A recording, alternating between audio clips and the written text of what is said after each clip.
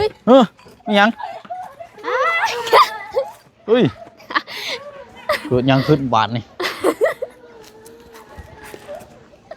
เดี๋ยวย่านประมาณนี้แล้วต้องไล่เบิ่งเท่าไร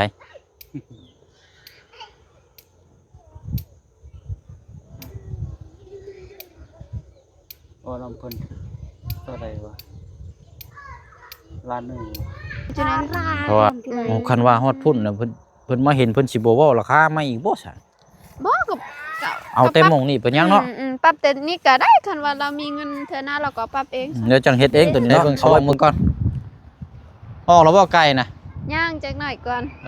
ยัง บ่เห็นมันบ่ บ่โอ้มันยังในถ้วยนี่โอ้ยเบ่แล้วเนาะ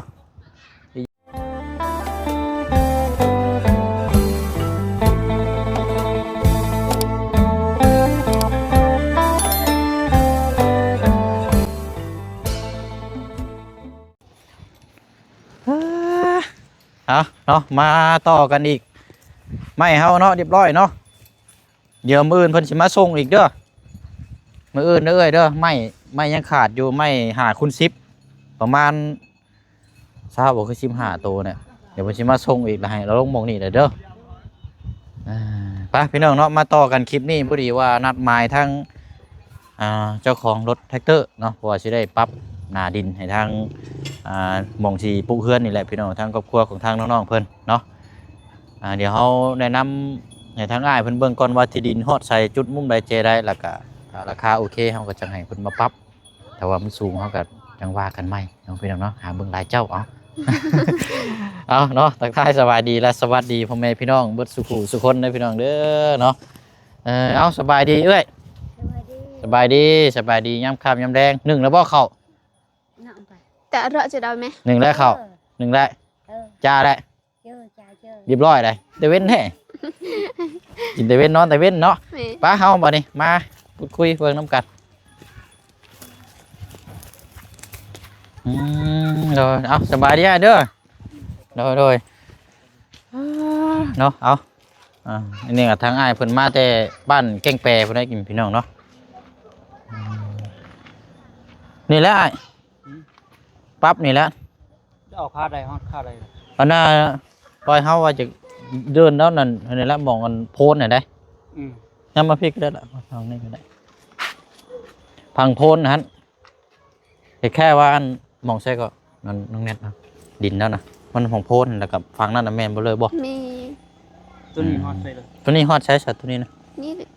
พวงม่วงเลยบ่ ทางนี่ อ๋ออันนี้ทางเที่ยวอันนี้เนาะอันเชื่อว่าก็ฮอดแต่นี่นะนี่ปั๊บแต่นี้เด้งหมองกุกเผาฮะจากกุกเผาก็มาเฉียวกันไปนี้ฮอดประมาณโพนน่ะก็โค้งไปหันหมองทางตีมานี่ประมาณนี้นะเบิ่งนะ คนเอาลงบางจังได๋ โพนนี่เอาลงแล้วบ่อยากได้ดินกวดหน่อยพี่เด้กุ้งม่วงนี่เด้ของไผนี่เอาลงเลยบ่ จากเลนกัน เอาลงบ่ได้ บ่ยอกเอาไว้กินหมากเนาะ ยันเขาว่าให้เลยอันนี้เนาะ จะไปเอาม่วงลงว่าหมากโลกเด้นี่บ่ได้กินได้ ซื้อเพิ่นใส่อันคนเอาลงกบได้นี่ โรยแบบว่ากวดมาพี่ได้กวดแล้วไทยแค่ว่าเฮาสิปลูกเฮือนอยู่หม่องนี้แหละปลูกอยู่หม่องนี้อันก๊กไม้2ก๊กนี่เอาออกเลยบ่เอ้ยถามเราอยู่ ไอ้เรื่องลังบ่กินใน ก๊กอันก๊กรูลายผัวจะปลูกไว้ ตัวนั่นฮะเราเอาออกด้วยกัน ออกเลยบ่คันเอาออกมันก็สิเลินมันก็สิงามเนาะ ออกก่อนโน้มก็เฮ็ดยาก มันปรับยากแล้วเนาะออกเลยตัวนี้นั่นก็สิให้อันทางรถต่ำออกเลยต่ำออกแล้วจังให้เขาเจ้าไปซีนเอาไว้จุพื้นจุหยังมองเข้าหนึ่งน้ำว่าสิปลูกเฮือนอยู่นี่นะปรับเป็นเคลียร์ให้มันดีกว่านี้นิดนึงหั่นน่ะบ่ได้ถึงก็ว่าแบบดูแลแบบนั่นนี่แล้วแต่มันปรับพอได้ปลูกเฮือนได้ให้มันดีกว่านี้เนี่ยจังน้อยนะถ่ายกดลงไปพุ่นละเอาได้อ้ายเบิ่งหน้างานประมาณนี้ละน้องมันบอกให้ฟังเบิ่งเป็นจังได๋ อันนี้เฮากกพร้าวนี่บ่นี่ แม่น พร้าวซื้อไปพุ่นบ่ พวกข้าวตรงเคี่ยวลงไปพุ่นละ ปรับหน้าดินเพราะมันเพียงเนาะ โดยปรับพอได้ปลูกเฮือนได้นะ เอาพูดลงมาใส่นี่ โดยพ่นนี่ครับปกไม้ตัวนี้แหละ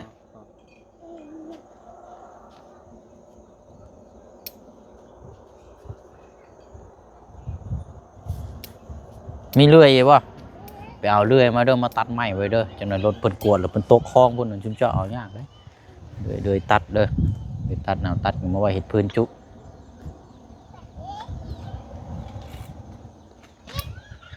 ตัดแล้วก็ดุดลงไปพุ่นเลย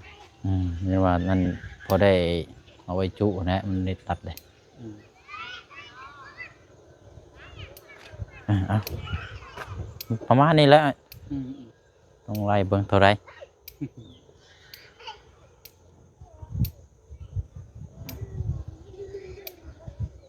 โอ้ลำเพิ่นเท่าไรวะล้านหนึ่ง เพราะว่า โคนได้ลงหมดเลย โดยว่าอยากเอาดิน หนักตอนนั้นกันปรับอยู่บนนี้ เธอนี่สิบ่ปานใดแล้วเธอนี่เฮาเคลียร์นี่คือแต่ว่าอย่าเอาแต่โพนหม่องตรงนั้นน่ะโกดลงมานี้เนาะ โคนลงมาพี่มันก็จุดนี้เพียงคนละปลูกบานใดคนละ หมายว่าป จะ ลูก หนักตัวนั้น ปลูกเพิ่นซานเนาะ อันนี้ก็จะได้ งามจังน้อย ไทยปาดให้เป็นสี่เหลี่ยม ไถโค้งแล้วเนาะแบบโค้งแอดมาเลยแบบโอ้เดินเตะบานได้นี่เนาะปลูกเฮือนซะไปยังนี่เนาะเดินเตะบานนี่มันยังงามเอาอันเท่าไรก็จะว่ากินนี่ ล้านหนึ่ง ล้านหนึ่งบ่โดย จะปรับเป็นเพียงมัด โดยปั๊บมาแล้วเบิ่งให้เฮาแล้วตัวใดมันบ่ดีบ่งามคันว่ามันบ่งามเฮาก็บ่โอเคนำได้บ่นึงมาอยากให้มันงามพอปลูกเฮือนได้หั่นแหละ เจ้าคานี้แล้ว โดย ก็ได้เจ้าคานี้ ประมาณช่วงนี้นะเนาะมันตัดช่วงมานี้เพราะว่าถ้าขึ้นมานี่ย่านกกตัวนี้มันสิล่มเด้มันล่ม บ่ได้ครับก็ลงบ่ได้มันลดมันโค ยันว่าอัน ก็ปาดลงประมาณนี้ ประมาณจักน้อยเนาะเอาเข้าหลายยันว่าหากยันมันล่มนะอนาคตเอาไว้กินหมากซะตัวนี้ เงินกับพวกเรานี่ก็ได้อันนี้ก็ไว้ทางขาเงินปักได้ก็แบบเราจะตกไปมาพี่ก็ได้ ปรับแล้วก็หลังจากปรับหน้าดินแล้วก็เบิ่งน้ำกันอีกทีนึงว่าเพื่อนนี่สิตั้งมุมใดเจใดตัวนี้นี่แต่ว่าเฮาต้องวางแผนให้เพิ่นพี่น้องบางเทื่อนี่ปลูกได้เฮา3หลังพุ่นได้นี่แต่ว่าเฮาปรับไปแล้วมันงามน้อยเนาะเดินไปนี่2หลังหรือว่า3หลังอยู่นี่นะพี่น้องแต่แบบซี่นี่ดังเดียวก็โยยากแล้วแบบนี้บ่แห้งแล้วยออนาตีนเคียงเสาเพื่อนสิกซ้ายสิกขวาอะไรมันบ่ตรงเอาสาตามนั้นเนาะอ้ายเนาะมีแต่ว่าเอาเบอร์โทรเฮาไว้อะ ตัวหาลูกเพิ่มมา โดยอันโทรหาเฮาคันว่ามื้อนี้คิดว่าสิได้มาอยู่บ่ มาเยอะเลย มาอยู่เนาะ960 89 230เบอร์บ่แนบเฮาได้เบอร์นี้ก็ได้ถ้าจะมีบ่แนบก็แท็กเอาบ่แนบก็ได้โทรก็ได้อยู่ในรถพุทธติดอยู่หรอกเบอร์นี้แหละถ้าได้คันว่าคือเจ้าสิมาปั๊บแล้วเจ้าโทรบอกเฮาลวงหน้าเด้อเพราะว่าเฮาบางเทื่อเฮาบ่ได้อยู่เขตนี้นะเฮาจึงเทื่ออยู่โซนเทิงๆพุ่นนะแถวทางชายแดนพุ่นเดินลบไปลบมาเผื่อเวลาไว้มาเบิ่งนํกัน เดินบ่ใส่สุดต้องส่วนบอกคือหมดติดบ่ ติดบ่บ่ใส่0จังๆก็ได้ติดอยู่เบอร์ ติดต่อบ่ได้ บ่มันสัญญาณอยู่นี่นะ สัญญาณบ่ แม่นายสัญญาณอย่างยากอยู่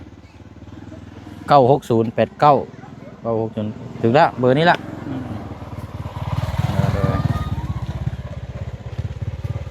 บ่เป็นหยังคันว่าโทรบ่ติดก็เจ้าขี่เข้ามานี่แหละเฮาสิให้น้องเพิ่นโทรหาเฮาก็ได้เพราะว่านี่ละให้น้องรามนี่ละโทรหาเอาตามนั้นเด้อจ้าเด้อเด้อครับเด้อขอบใจหลายๆอันนี้ทางอันหน้าเพิ่นอีกเจ้าของรถอะไรพี่น้องแต่ว่า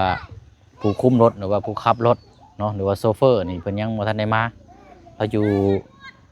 กำลังเดินทางบ่มาแต่สวรรค์บ่ดึกนี่ใดนั่นแหละก็ได้เอาทางให้เพิ่นมาแนะนำเบิ่งนํกันโอเคโยเนาะ1ล้านกิบมาฟังอยู่ดอกเนาะแต่ว่าเบิ่งตัวจริงนํกันอีกทีนึงได้บาดนี้ มาเบิ่งผลงานนี่แหละ มาเบิ่งผลงานว่าสิแบบใดแต่ตามที่เฮาคิดนี่เฮาว่าปาดได้พุ่นแล้วมองกุกข้าวแอดมานี่ก็โค้งตีไปนี่แล้วโพนตอนนั้นออกไปเลยเนาะเว้ยเนาะว่าสิได้เอาดินตัวนี้ลงมานี่กวดต่ำลงไปพุ่นเลยเท่านี้เกลี้ยงเลยบาดมีแต่ไม้ตัวนี้แหละ เจ้าสิให้เพิ่นตำลงไปพุ่นเลยบ่หรือว่าเจ้าสิตัดเอาไว้ก่อน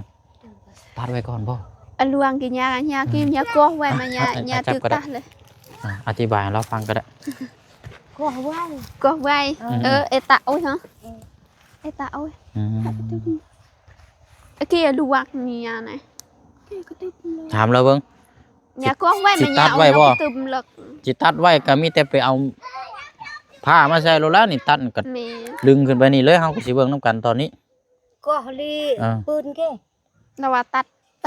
แต่นั่นเลยบ่แต่ต้นมัน แม่นตัดแต่เอานี่แล้วอย่าบ่ชุมเจ้าอย่าเอาพื้นไว้จุเด้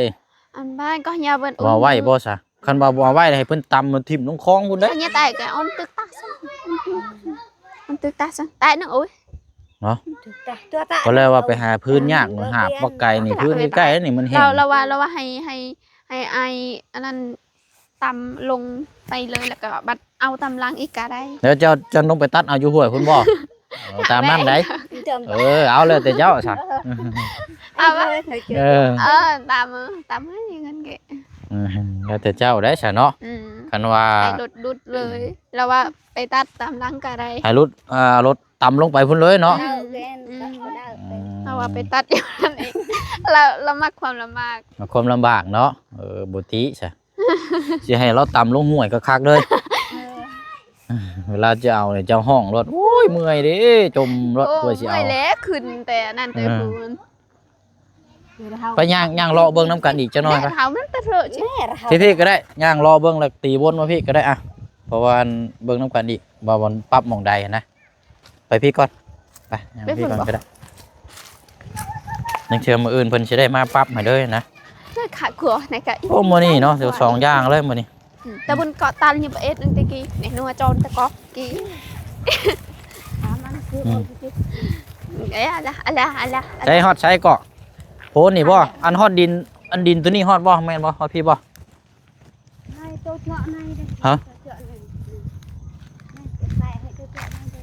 tư lệ ใช้ khan ruang cái chỗ này โอ้คันว่าฮอดพุ่นน่ะเพิ่นมาเห็นเพิ่นสิบ่เว้าราคามาอีกบ่ซะ bó cục เอาแต่หม่องนี่เป็นหยังเนาะ ปั๊บแต่นี่ก็ได้คันว่าเรามีเงินเธอหน้าเราก็ปั๊บเอง เดี๋ยวจังเฮ็ดเองตัวนี้เนาะเอาไว้ปลูกผักซะเนาะ แม่น เอาปรับแต่หม่องโพนนี่ลงมานี่ซะนี่โค้งมานี่ตัวอย่างมานี่โพนตัวนี้ทำลงไปพุ่นเนาะเอาแสดงว่าดินเจ้านี่ฮอดพี่บ่ แม่นพุ่นหอดทาง ใช่นะฮอด หอดทาง ฮอดใช่ก็ ทาง ทางอันนี้บ่ แล้วก็ดินลาวเบิด ทางอันนี้บ่ บ่แม่นพุ่นทางติดเขื่อนฮะ โอ้ฮอดพี่ อืม โอ้ทางฮอดพี่เลยบ่ อืม โอ้ปรับนี่เบิดมือพุ่นเด้นี่ เอาว่ากันจะเอาปุ๊กพ่อเฮ็ดเฮือนได้ก่อนเนาะ แม่น เอาปรับพ่อเฮ็ดเฮือนได้ก่อนเดียวตัวนี้จังค่อยว่าเขาเจ้าได้เงินได้คำลูกเต้าเจ้ามาปรับปุ๊กเอาเอง แม่นโอ้จำดีก็30ปู เนาะ เขื่อน เพราะว่าอยากได้เอาขี้ดินตัวนี้เนี่ยถมตรงนี้นะ อืม นี่เปลี่ยนลงไปนี่แหละ ก็พอดีเลย เนาะตัวนั้น3ไร่แล้วจังให้เราอันนั้นเนาะ อืม ครับกลัวเพิ่น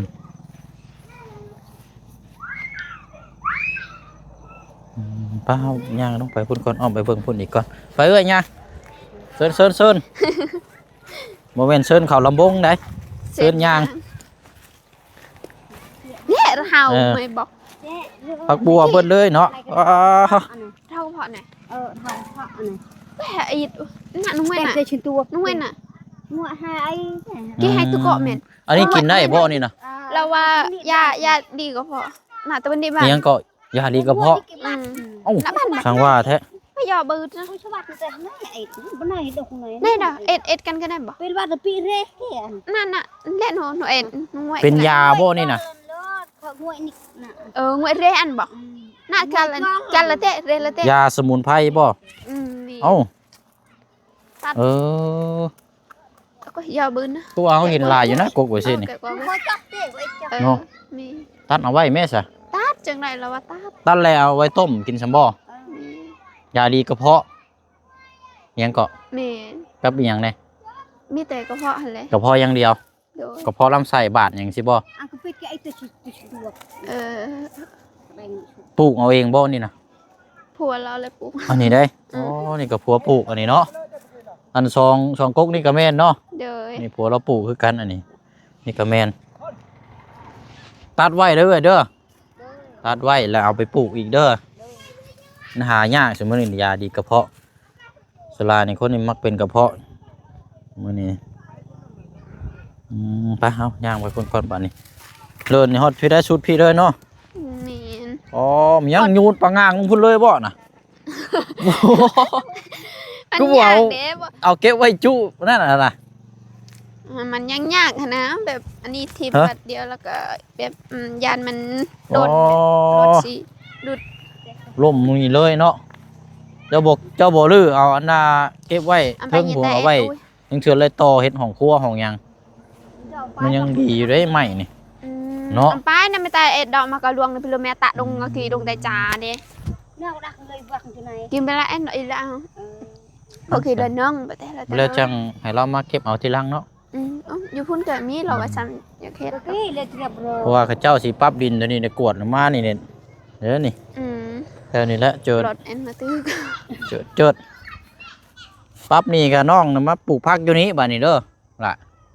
มาปลูกผักอยู่นี่บ่มีขี้พุ่นบ่มียาใส่ก็เอาขี้มุ้ยอันขโมยขี้งัวเราอยู่นี่มาใส่เด้อ งัวไผอันนี้น่ะ หัวนั้นน่ะอัน หัวเจ้าบ่ บ่บ่แม่ งัวไผ หัวลูกดารา งัวลุงเพิ่นหลังนั้นบ่ มี อืมเอาแล้วก็เดี๋ยวให้ถามทั้งน้องรามน้ำเพื่ออันนี้เนาะทั้งสร้างเฮาว่างอะไรแม่นบ่ วาง คันตอนนี้เราอยู่เฮือนอยู่บ่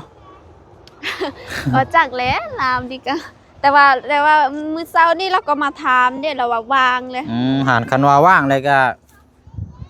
โอ้ยเนาะเดี๋ยวย่างมื้อเฮือนแล้วก่อนซะเนาะ ได้ เดี๋ยวย่างมื้อเฮือนแล้วคันว่าเราอยู่แล้วอาจสิได้คุยกับเวียกเราแล้วให้เราเฮ็ดเวียกเลยมื้ออื่นน่ะนะ ได้ ให้เรากรุ๊บเราหยังน่ะเพราะมันเป็นการเด้อเอาเดี๋ยวย่างมื้อเฮือนทางไอ้สร้างให้ทางน้องรามพาไปก่อน โอเคเด้อขอบใจ ขอบใจ โดยไปเด้อล่ะเด้อน้องลาสบายดีก่อนลูกเดี๋ยวมื้ออื่นพ่อกันเด้อเฮาเด้อมาเบิ่งตัวนี้พี่น้องถ้าว่าเพิ่นมาปั๊บก็แม่นนำกันเพราะว่ามื้อนี้มากแล้วก็เอาไม้ก็มาอีกเดี๋ยวมาครบแล้วให้สร้างเพิ่นมากบไม้ตัวนี้เนาะเด้ไม้เฮาว่าไม้ริบมารุ่นนี่เนาะไม่ริบลายกันมาบ่ฟ้าวนี่ป้าไว้มันแห้งนี่งามเด้อนี่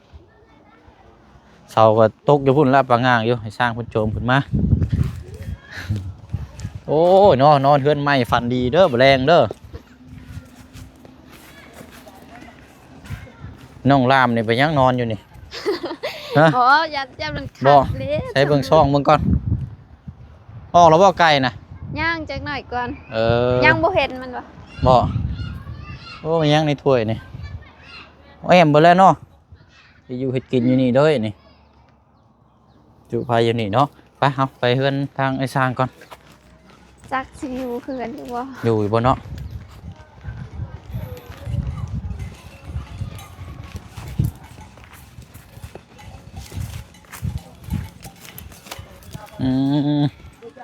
โอ้เขาเจ้ามาเอาน้ำเนาะบ่ลึกอยู่แล้ว นี่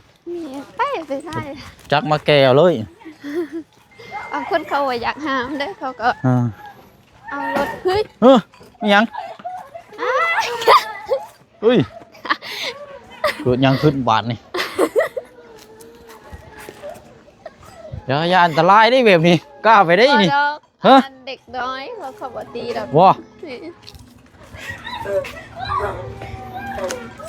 ใช่จับไม้ใช้กันระบาด มา นี่โอ้ย มิก ใช้อยู่บ่เฮา มิก อ๋อนี่เฮือนสร้างไอ้เนาะ มิกแล่ผัวเนี่ย อืม หน้าเก็บบ่แล่หยีบ่ โอ้รถล้มแล้วบาดนี่ ปำดอกเราไปบันดุงนะ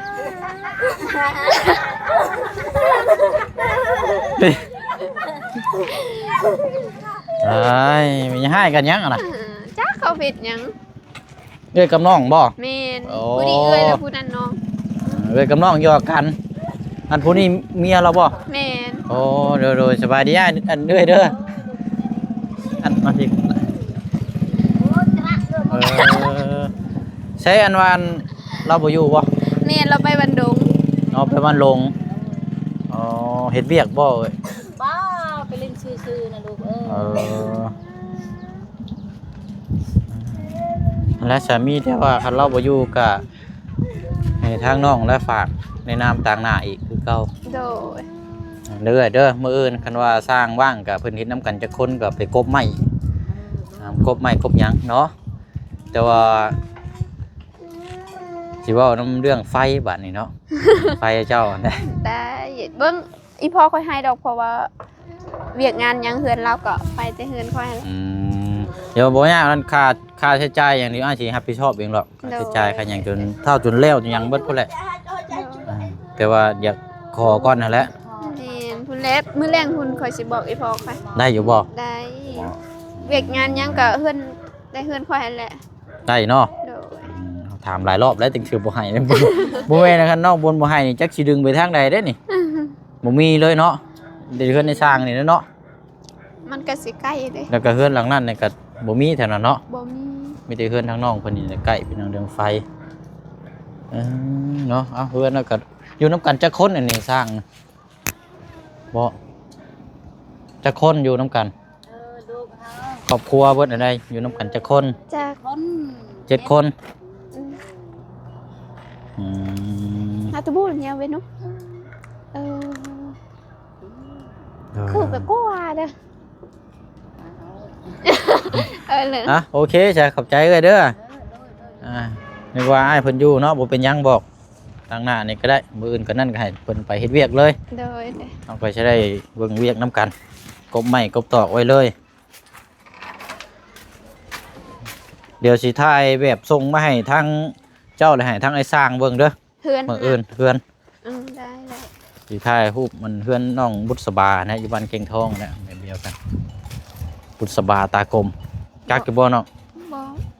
บ้านเก่งทอง บ่ฮู้ เป็นอีกเคสหนึงเนาะจะว่าแล้วเราบ่จักนั่นก็ ยังบ่แล้วบ่ ยังก็ว่ายังเดือแต่เขาไม่ฝาเชื้อรา อืม ไม่ฝาแต่นี่เฮาสิเฮ็ดแบบกระทันรัดนี่พี่น้องเฮ็ดแบบประหยัดนั่นแหละตามที่ทางจุดประสงค์เนาะของทางผู้ใหญ่เพิ่นนี่สายไฟนี่แค่นี้นี่ดึงมานี่ไกลปานใดก็2 3หลังอยู่นี่บ่มีบ่เลยไกลต่ออยู่พุ่นเนาะได้ยังเด้อกินข้าวค่ำตอนแรง จักบ่ฮู้กันยังบ่ทันได้กินข้าว ยังบ่ทันได้กินข้าว ถ้าเกิดมาตัวเดียวงอเด้อ โอ้หาแต่เลี้ยงงัว โดย โอ้มีงัวบ่จักโตน่ะ 3 4โต งัว3-4โต โดย เบิ่งจะเอาใช้อันเอิ้นอันน้องดารามันอีกอยู่ดารามาเอานี่ก่อนเอานี่กินก่อนเดี๋ยวแบ่งกัน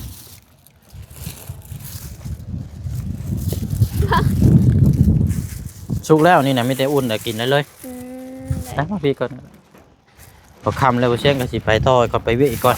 ไอ้บ่กินบ่ไอ้สิให้เบิดนะ มีอยู่2ถุงเด้อ โดย ชิ้นแห้งอยู่นี่แหละมี2ถุงเฮ็ด2ชุดแบ่งกันคนละชุดเด้อ โดยขอบใจ แบ่งกันเด้อท่านเจ้า โดย มื้ออื่นเดี๋ยวเขามาเบิ่งน้ำกันบัดนี้เนาะเรื่องปรับหน้าดินตัวนี้แหละ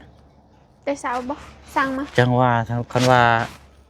เพราะว่าโซเฟอร์เพิ่นนี่ยังอยู่ต่างแขวง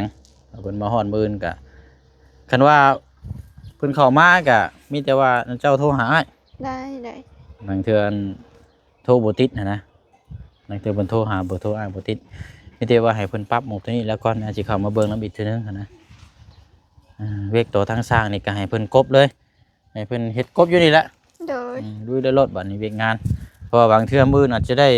ได้แก้ตีนเกียงตีนเสามาให้มื้อนี้บ่ทันมื้อนี้มันค่ำมื้อบ่ได้จังว่ากันไปเฉยเด้อลาได้บัดนี้ค่ำมืดเลยเบิ่งน้ำกันยาวๆได้บัดนี้เนาะหาก็เริ่มได้นี่หาก็เริ่มต้นขึ้นอยู่กับสร้างถ้าสร้างไว้นี่ก็แม่นว่าเวียกงานนี่ก็ไว้ถ้าสร้างมันซ่าก็แม่นว่านั่นแหละเนาะมันขึ้นอยู่กับเวียกสร้างคือกันตัวนี้ก็เอาเด้อทางล่ามเขาเนาะสบายดี สบายดี แล้วก็ทางน้องดาราเนาะนอนคำคืนแรกเนาะมื้อนี้นี่เป็นนี่ไดเด้นี่เนาะสังกะสีตุ่มต่ำแล้วบ่แรงนี่เนาะสังกะสีมันหลุดไปเด้อเนาะแต่ แต่ว่าน้องมันบ่ได้นอนอยู่นี่แม่นบ่เจะนอนอยู่ไสนอนอยู่เพื่อนอันเพื่อนน้องรามบ่ น้องเน็ตนี่นะ โอ้ยเมื่อยเด้ มีแต่ยิ้มอย่างเดียวเอ้าไปตามนั้นแหละพี่น้องเนาะจังพูดจังคุยแล้วก็ติดตามเบิ่งน้ำกันเด้อพี่น้องเด้อเนาะมื้ออื่นมีความคืบหน้าน้ำกันแน่นอนนะพี่น้องเนาะมื้อนี้เฮาพูดคุยแล้วก็วางงานไปแล้วมื้ออื่นก็มาติดตามเบิ่งผลงานน้ำกันบัดนี้พี่น้องเนาะไปเนาะลาพี่ลาน้องไปก่อนเด้อเนาะพบเจอกันในคลิปหน้าเนาะสบายดีเด้อพี่น้องเด้อ